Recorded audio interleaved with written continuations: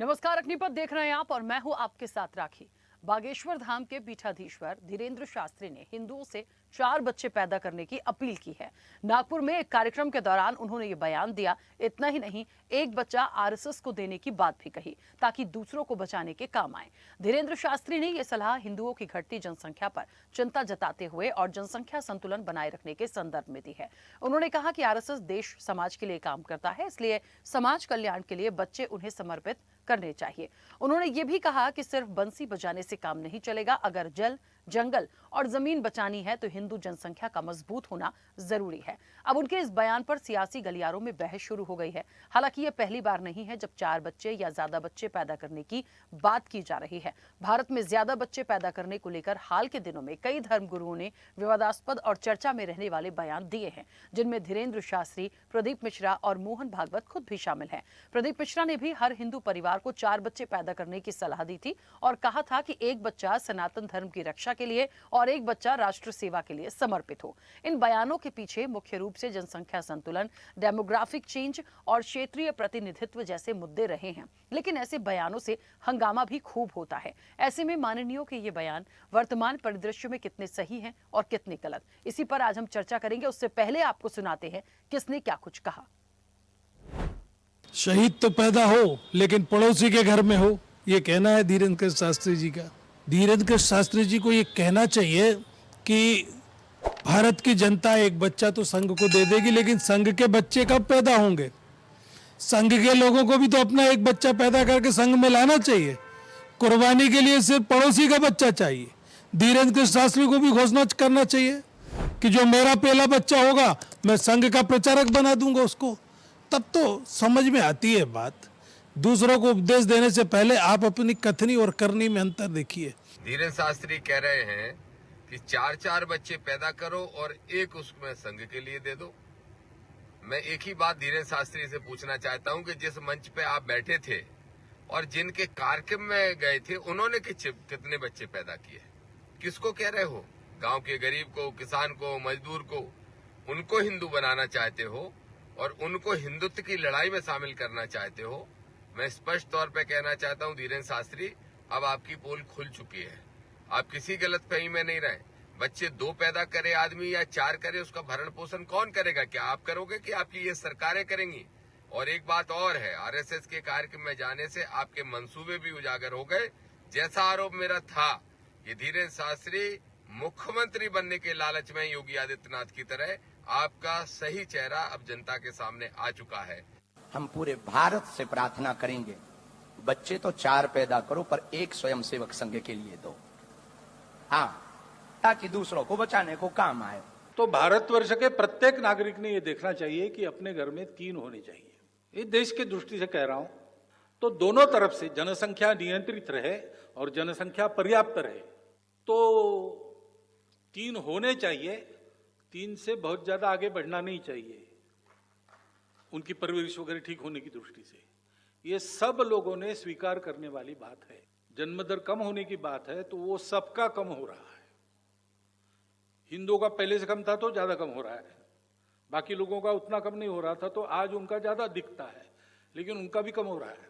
प्रकृति ऐसा करती है, संसाधन कम है, जनसंख्या ज्यादा हुई तो प्रकृति में ऐसा कुछ होता है। तो इसका संदेश लेके सब लोगों ने 3 से कम नहीं करना और 3 से आगे करना। हमने अपनी भाषा में कहा है कि 4 बच्चे पैदा करो, 2 बच्चे खुद के लिए रखी है और एक सनातन धर्म की ऊर्जा को बढ़ाने के लिए रखी है और एक राष्ट्र के लिए बॉर्डर पर लड़ने के लिए सैनिक के रूप में दीजिए। क्योंकि ये आने वाली पीढ़ी में जब एक ही घर में बच्चा होगा तो वो माता पिता को पूछेगा कि राष्ट्र की सेवा करेगा। तो राष्ट्र सेवा के लिए 2 बच्चे होना बहुत जरूरी है। हम पूरे भारत से प्रार्थना करेंगे, बच्चे तो 4 पैदा करो पर एक। इस तरीके से धीरेन्द्र शास्त्री का महाज्ञान है, बच्चे 4 और एक आरएसएस को दान। ठीक है, उन्होंने कहा, ठीक है, मान लिया। मोहन भागवत भी इससे पहले 3 बच्चों की बात कर चुके हैं। जो कथावाचक है प्रदीप मिश्रा, उन्होंने भी 4 बच्चे कहे। उन्होंने तो ये तो कह दिया कि भाई 2 बच्चे आप रख लीजिए, एक आप बॉर्डर पे भेज दीजिए, एक को आप सनातन की रक्षा के लिए लगा दीजिए। देखिए, इन बयानों के क्या मायने हैं?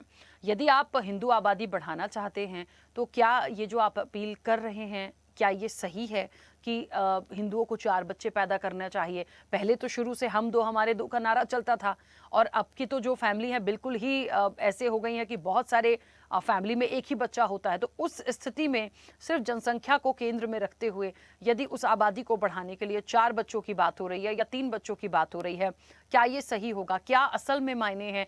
वर्तमान परिदृश्य में ये कहां तक सही और गलत है? हम सीधे चर्चा पर चलेंगे। तमाम मेहमान जुड़े हैं। सबसे पहले आपका परिचय करा दें। महामंडलेश्वर जूना अखाड़ा से जुड़े हैं स्वामी शैलेशानंद गिरी महाराज जी। शैलेशानंद जी, बहुत स्वागत चर्चा में जुड़ने के लिए। संघ विचारक हैं दिनेश उपाध्याय, अब से कुछ देर में हमारे साथ जुड़ेंगे, उनका भी स्वागत है।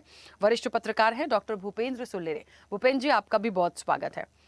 चर्चा की शुरुआत क्योंकि शैलेशानंद जी आपसे ही करूंगी, क्योंकि जो धर्मगुरु हैं और इस तरह की जब बातें आती हैं तो बड़ा एक मुझे लगता है सटीक जवाब पहले आपकी तरफ से आना चाहिए। क्या बयान के मायने हैं? मैं 2-3 बयान जो पिछली बार भी आए हैं उनको कोट करके ही चलूंगी। चाहे मोहन भागवत ने खुद इस चीज़ की अपील की हो 3 बच्चों की, या फिर प्रदीप मिश्रा हैं, उन्होंने जब 4 बच्चों की बात करी तो उन्होंने भी बताया 2 रखिए, एक बच्चे को कहीं और भेज दीजिए। अब धीरेन्द्र शास्त्री कह रहे हैं 4 बच्चे करिए और एक आरएसएस को दे दीजिए। सर, सिर्फ एक जनसंख्या को या हिंदू आबादी को बढ़ाकर ये बयान देना क्या ठीक है या इसके पीछे कुछ और है? कैसे आप देखते हैं? जी बिल्कुल। एक बात स्पष्ट रखिएगा, जो वेदों में लिखा है, वेदों में तो संतति की कोई संख्या निर्धारित नहीं की गई। उसके अंदर तो स्पष्ट रूप से वेदों के अंदर उल्लेख है कि हमारी जो संतान हो, मनुष्य को जो संतान उत्पन्न करनी है, उसे बलवान, गुणवान, समाज और राष्ट्र के हितकारी संतति होना चाहिए। एक स्पष्ट सी बात है। 5 पांडव 100 कौरवों पे क्यों भारी पड़ गए इतनी संघर्ष के बाद भी? क्योंकि वो गुणवान और बलवान थे। 100 बलवान थे पर खूब बुद्धि थे, कुमति के थे। तो अब आप इनको एक प्रेफरेंस के अंदर मैंने कहा, मैं इस बयान से बिल्कुल भी सहमत नहीं हूँ। कितने बच्चे पैदा करना है यह माता पिता के ऊपर निर्भर करता है, विशेष तौर पे माँ के ऊपर निर्भर करता है, क्योंकि उनको ही देखना है। राष्ट्र की सुरक्षा का जहां तक विषय आता है, तो याद करिए वियतनाम बहुत छोटा देश था, कम लोग हैं, जनसंख्या भी कम है, किंतु उनका जज्बा, उनका अंदर की ट्रेनिंग या उनके जीवन शैली ने चीन जैसे देश को बिल्कुल जमीन पे झुका दिया था। एक स्पष्ट ही बात है, हमारे यहाँ का डेमोग्राफिक जो इम्बेलेंस आ रहा है राखी जी, वो चिंता का विषय है, इससे मैं सहमत हूँ। तो डेमोग्राफी का इम्बेलेंस आया तो हम एक जनसंख्या नीति क्यों नहीं ला रहे? यूसीसी के ऊपर मैं कई चैनलों के ऊपर कई जगहों पर मैं डिबेट में रहा, उसके अंदर मैंने कहा यूसीसी के अंदर पॉपुलेशन कंट्रोल का आप बिल क्यों नहीं ले आते? यूसीसी के अंदर पॉपुलेशन कंट्रोल की आप धाराएं क्यों नहीं लेकर के आते? आप सब पूरे देश के लिए एक जनसंख्या नीति जब बना देंगे तो फिर वो हिंदू क्या, मुस्लिम क्या, सिख क्या, ईसाई क्या? आपको चिंता जरूर है कि भाई 1991 से लेकर के 2011 के 2 सेंसस के अंदर 3.5-4% का डिफरेंस आया, हिंदुओं की जनसंख्या कम है। तो आप एक चीज बताइए कि कम होने का कारण एक ये भी था कि हम दो हमारे दो को ईमानदारी से हिंदुओं ने स्वीकारा, मुसलमानों ने नहीं स्वीकारा। नहीं स्वीकारा तो शासन को स्वतः, अदालतों को स्वतः संज्ञान लेना था, तब नहीं लिया, अब ले ले। किंतु ध्यान रखिएगा, रिसोर्सेज लिमिटेड हैं, हमारे पास रोटी कपड़ा शिक्षा चिकित्सा मकान इन सब की कमियां हैं। हमें हमारी क्वालिटी पे ज्यादा ध्यान देना है, क्वांटिटी पे नहीं। जी बिल्कुल ठीक है, चलिए वापस आऊंगी। दिनेश जी हमारे साथ कनेक्ट हैं अभी? चलिए अभी कनेक्ट नहीं है। भूपेंद्र जी मुझे सुन पा रहे हैं? जी राखी जी। भूपेंद्र जी, इन बयानों के क्या मायने आप मानते हैं?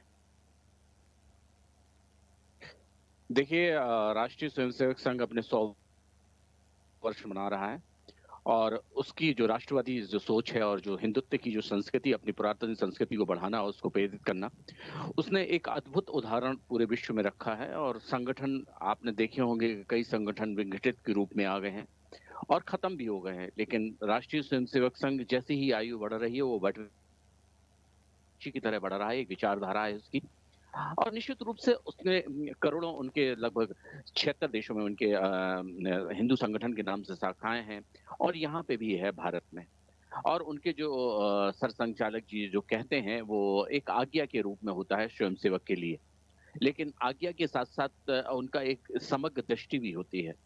बात ये नहीं है कि हर व्यक्ति स्वतंत्र है, लोकतांत्रिक प्रक्रिया है, व्यक्ति चाह सकता है जिस तरह से अपनी संतान को उत्पत्ति करना है या ईश्वरत्व के रूप में माना जाए। तो ये स्वतंत्रता का अधिकार है, लेकिन प्रेरणा देते हैं हमारे रूप से, चाहे मनीषी हों, चाहे हमारे दार्शनिक रूप में, चाहे हमारे धर्माचार हों, चाहे हमारे सामाजिक संगठन के रूप में हमारे चाहे सर संचालक जी हों, वो अपने अध्ययन और अपने अनुभव के अनुरूप बात करते हैं। और उसके रूप में ये नहीं कहा जा सकता है कि थोपा जा रहा है, लेकिन हमने व्यक्तिगत रूप से मैं कहूँगा या मेरा अध्ययन कहूँगा कि हम ये बात बिल्कुल सही है कि गुणवत्ता होनी चाहिए, इसमें कोई दो मत नहीं है, लेकिन साथ-साथ हम एकाकी परिवार करके हम कई रिश्तों को खत्म कर रहे हैं। हम आर्थिक जीवन से ये समझ रहे हैं कि आर्थिकता के कारण हम बच्चों का पालन नहीं कर सकते, हम उनकी परवरिश नहीं कर सकते, लेकिन इसकी गारंटी क्या है कि वो बच्चा हम जिसकी परवरिश कर रहे हैं वो एकाकी परिवार में है, एक बच्चा है और उसकी सामाजिक संरचना है जो चाचा, ताऊ, दादा, दादी, नाना, नानी, उसकी सब चीजें खत्म हो रही हैं। ये जवाबदेही तो तय होगी। हम 5 लोग थे, हम अपना अनुभव बताते हैं और आज हमारे यहाँ 1 बच्चा है, तो इसके रूप में हमने जो अध्ययन अपने रूप से किया है, हम भी ये सोचते थे कि एक आर्थिक रूप से जिस तरह से देखेंगे तो हम ज़्यादा अच्छा कर सकेंगे। लेकिन मैंने वो देखा कि हम लोग 5 लोग और उन अभावों में अच्छे पल गए और अच्छे एजुकेशन में आ गए। तो ये हर चीज़ की विसंगतियाँ और संगतियाँ हैं, लेकिन मेरा ये मानना है कि हमारी जो परंपराएँ हैं और जो रिश्ते हैं, उनको जीवित रहना चाहिए। आज के युग में, आर्थिक युग में, सामाजिक त बिल्कुल कमज़ोर हो गया है और कमज़ोर होने जाने रिश्ते भी कमज़ोर हो रहे हैं। तो मेरा ये अनुरोध है कि कम से कम 2 तो होने ही चाहिए और फिर जैसा भी लोगों का है, लेकिन जिस तरह से लोग अपने संतानों की लेट बच्चों पैदा करने की पद्धति आ गई है, 30 साल में विवाह हो रहे हैं। ये भी एक बहुत कारक हैं और जिसके कारण संतान उत्पत्ति नहीं हो रही है। ये भी एक बहुत से कारण हैं। दूसरे विषय ये जो है जो डेमोग्राफी चेंज हो रही है, वो भी एक चिंता का विषय है और हर संगठन अपने हिसाब से कहता है और करता है। वो देखिए व्यक्ति एक विमर्श होता है, विमर्श को परिवेश में और समाज और राष्ट्र के रूप में रखा जाता है और विमर्श की स्वीकृति उसके आगे की अवधारणा तय करता है और उसको दिशा और ऊर्जा प्रदान करता है। तो निश्चित रूप से हम ये कह सकते हैं कि ये एक विचार है और विचार को आगे प्रेषित किया गया है और वो तो आज से नहीं, लगभग मैं तो मानता हूँ कि 10 साल से ये अनुभव कहा गया है, क्योंकि ये 2011 की सेंसर से पहले की सेंसर जब 2000 की हुई थी जनगणना, तो उस समय भी ये आया था कि इस तरह से अभिव्यक्ति हुई थी। लेकिन हम ये मानते हैं, हम आराध्य रूप में हैं और कण-कण में ईश्वर मानने वाले लोग हैं। हम ये मानते हैं हमारी जो श्रद्धा है, अगर ईश्वर के बाद है तो संतों के ऊपर है और संघ के जो प्रचारक होते हैं वो संत के ही कालीन होते हैं, मतलब उनका वो ही आचरण होता है। तो वो निश्चित रूप से एक समाज को दिशा दे रहे हैं और को भी ये सोचना है कि हम आज जितने भी वक्ता ये जो बैठे हैं वो अगर अपनी पृष्ठभूमि की अपने चीज को भी देखें तो मैं तो अपनी चीज को देख के बताया कि किस तरह से था, हम लोग भाई बहन थे तो किस तरह से पल्लवित हो गए। आज इस आधुनिक दौर में और हम लोग ये सोच के हम लोगों ने क्या आज हमारे 5 भाइयों बहनों में हम लोग 4 लोग हैं, 4 हमारे लोगों के बच्चे हैं। अब कितना सीमित हो गया है ये परिवार। तो ये जो चीजें हैं तो हमने चाचा और ताऊ सबके रिश्ते खत्म कर दिए, मामा मामी सबके रिश्ते खत्म हो गए। तो ये जो रिश्तों की परंपरा है संबंध हो रही हैं, जिससे सामाजिक रूप से अपराधीकरण हो रहा है और जिसके कारण जो चिंता फैल रही है समाज में, जो स्वतंत्रता की अभिव्यक्ति की में जो नंगापन हो रहा है, जो अद्वितीयकरण हो रहा है, वो एक चिंता का विषय जरूर है। लेकिन बात यही है कि मूलतः रूप से जो विचार रखे हैं वो किसी को थोपने के लिए नहीं है, एक समावेशी एक विमर्श है और विमर्श के रूप में आज हम भी चर्चा कर रहे हैं। तो जिस तरह से महाराज जी ने भी कहा है उसी तरह से मैं भी, तो हर के कई आयाम होते हैं चिंतन के, लेकिन गुणवत्ता जरूरी है क्योंकि गुणवत्ता के बिना कोई चीज भी संभव नहीं है। ये तो निश्चित रूप से बात सही है। लेकिन एक माँ और बाप के लिए अगर संतान होते हैं तो वो समानता रूप से होते हैं और उनमें कोई भेद नहीं होता है कि अगर किसी का IQ कम है और किसी का कम है, ज्यादा है। तो ये एक समावेश है। जी बिल्कुल।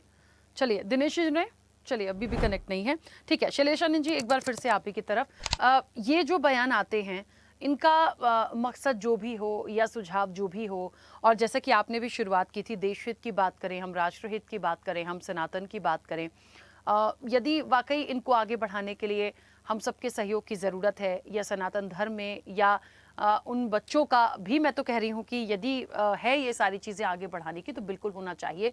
लेकिन इस तरह से एकदम से कह देना और ऐसे मंच से कह देना कि आप 4 बच्चे पैदा करिए या 2 बच्चे पैदा करिए या 3 बच्चे पैदा करिए, मुझे लगता है शायद क्योंकि बड़े धर्मगुरु हैं, इनमें से कोई भी ऐसा नासमझ तो नहीं है और ये भी समझते हैं कि आज वर्तमान की जो स्थितियां परिस्थितियां हैं उन सब के बीच में हर एक व्यक्ति के लिए ये संभव नहीं है।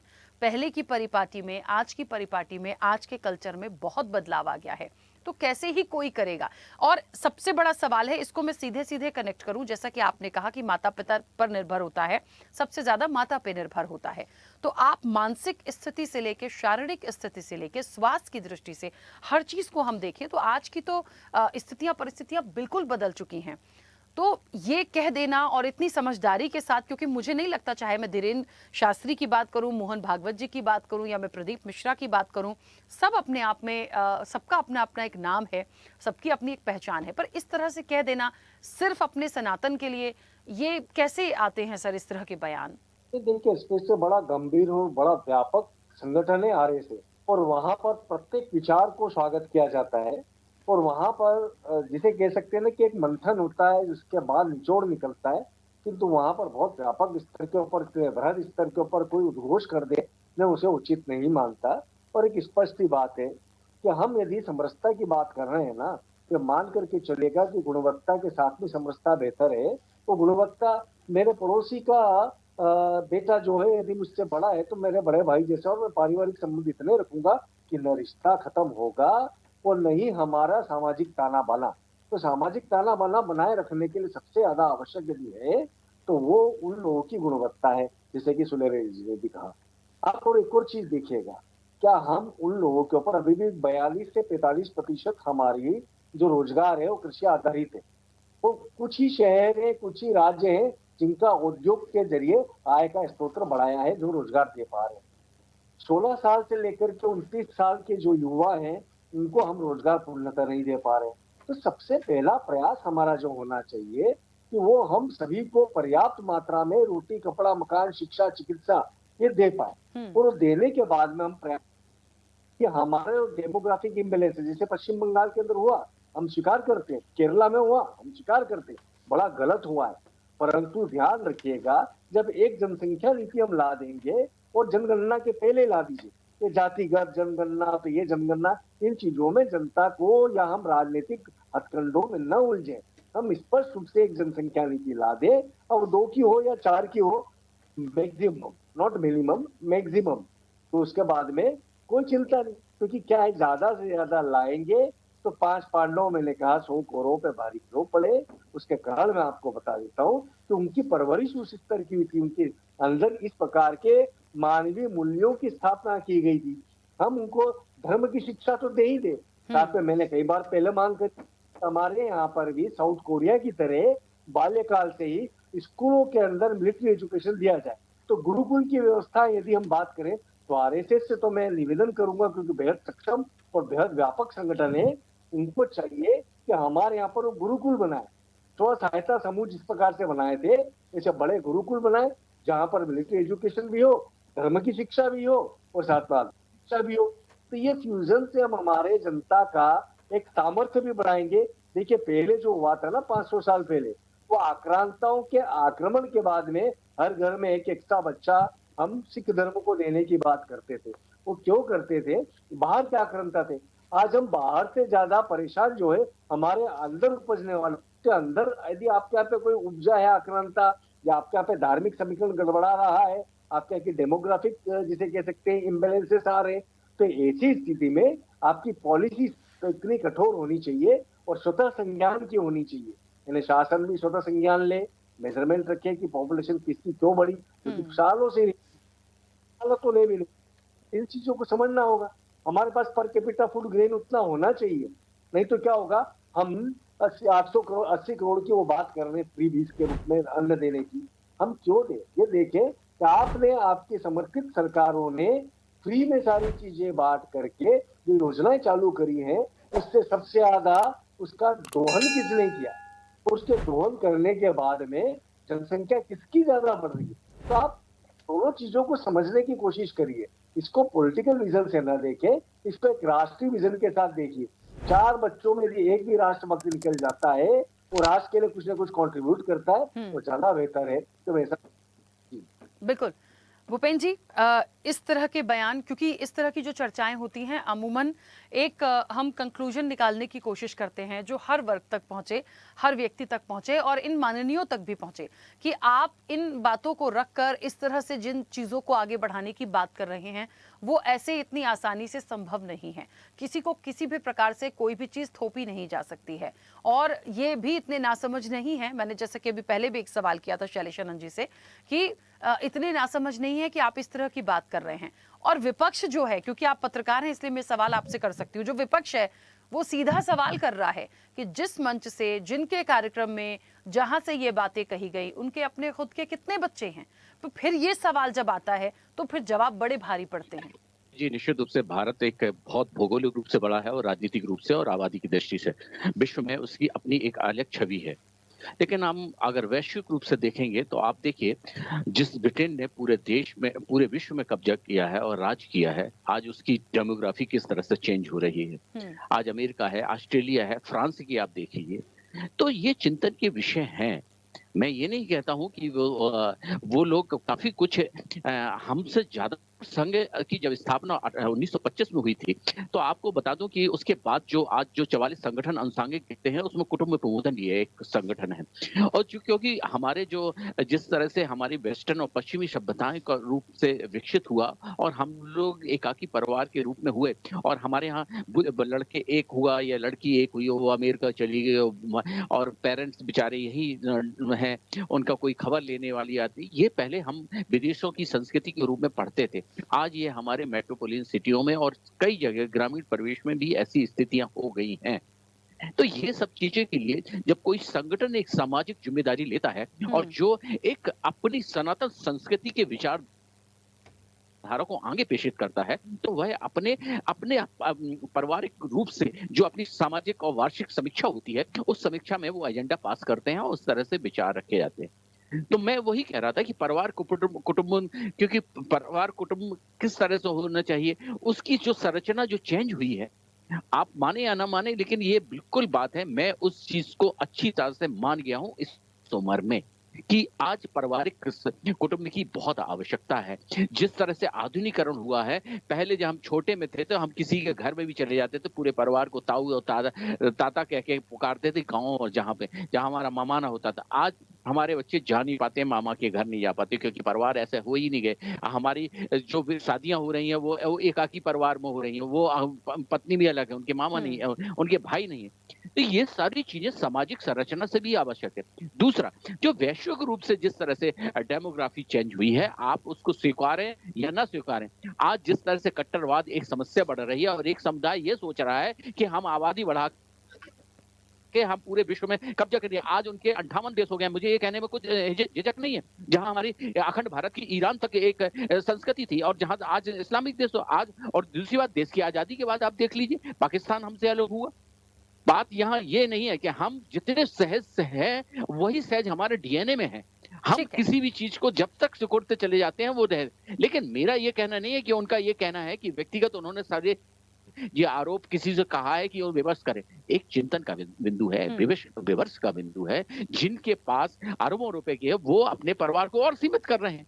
जिनके पास, आप आज आर्थिक और सामाजिक की बात कर रहे हैं, आप देखिए उन्हें टाटा ने तो शादी ही नहीं की, तो उनकी तो परिवार ही नहीं आगे बढ़ा। बिरला के यहाँ देखिए आप, बिरला कितने धार्मिक रूप से आह्वान करते रहे, उनके यहाँ आदित्य ही जी आ पाए, उनके यहाँ कई जगह तो परिवारों में बच्चे ही नहीं हुए।